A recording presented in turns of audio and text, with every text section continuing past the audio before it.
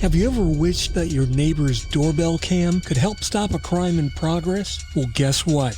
It might already be doing just that. Today, we're diving into the smart tech version of a block party, crowdsourcing public data to enhance emergency response. That's next, right here on TiPS, Today in Public Safety.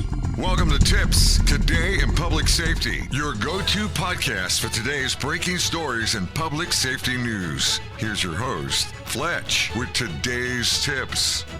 Welcome to TiPS, Today in Public Safety. This is Fletch, I'm an ENP, and I'm the Vice President of Public Safety Solutions at 911 Inform. 3 times a week, I bring you the latest, most informative, and sometimes controversial takes on emergency communications. Today, we're going to take a deep dive into how modern tech is turning neighborhoods into public safety force multipliers without the nosy neighbor vibes.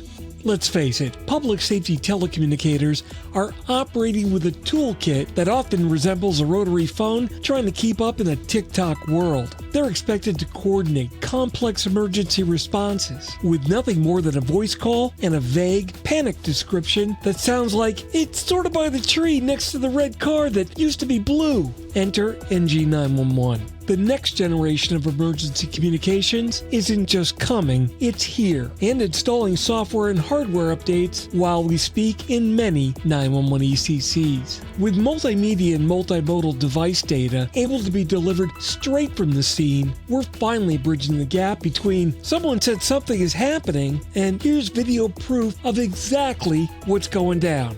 It's like having eyes on the scene using social media technology for something worthwhile instead of a litter of kittens nursing from a surrogate mother puppy. And even if you're not surrounded by smart buildings that look like they were designed by Elon Musk on Red Bull, you're still in luck. IoT devices in adjacent buildings? Yes, even your neighbor's totally overkill 360-degree ring cam are able to provide critical intel, if given the appropriate permission and access, of course. Here's an example. Just back in February of 2025, a 22-year-old man was struck in the Bronx by a black SUV while jogging across the street. The SUV fled the scene, but security camera footage captured the event. NYPD successfully apprehended the suspect in connection with this hit and run, validating the crucial role that surveillance cameras can play in investigations like this. Now, many of these external cameras, while meant for private surveillance, often capture valuable footage of nearby streets, businesses, or you guessed it, the exact scene of an emergency. Businesses collaborating with public safety can grant access to these feeds, helping dispatchers and first responders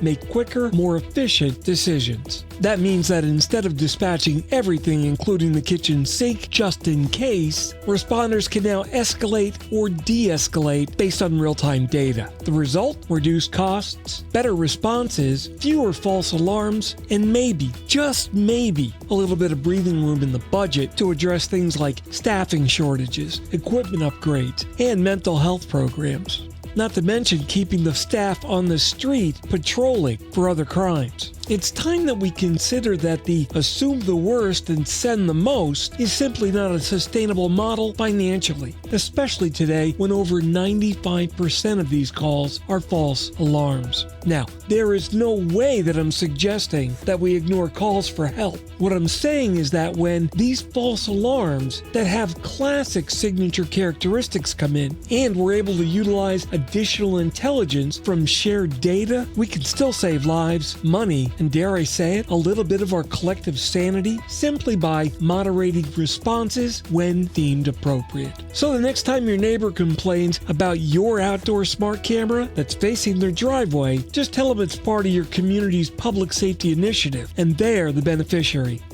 That wraps up today's episode of TiPS, Today in Public Safety. Thanks so much for listening. For more updates and insights, just follow me on most social media platforms at Fletch911, and you can visit 911tips.com where you can catch a complete archive of all of our previous episodes.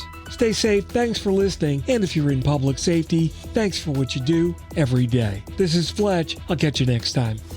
You've been listening to TiPS, Today in Public Safety, your go-to podcast for today's breaking stories and public safety news. Hosted by Fletch and available every Monday, Wednesday, and Friday. Catch past episodes on 911tips.com. That's 911tips.com. Be sure to like and subscribe, and remember to join us each week for the latest on NG 911.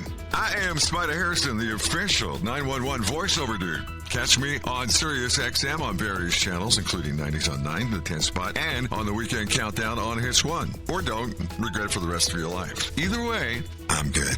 TiPS is brought to you by 911 Inform, the leading next-generation 911 solution for enterprise compliance with federal 911 regulations. Visit them on the web at 911inform.com. 911 Inform, making every second count when it matters the most.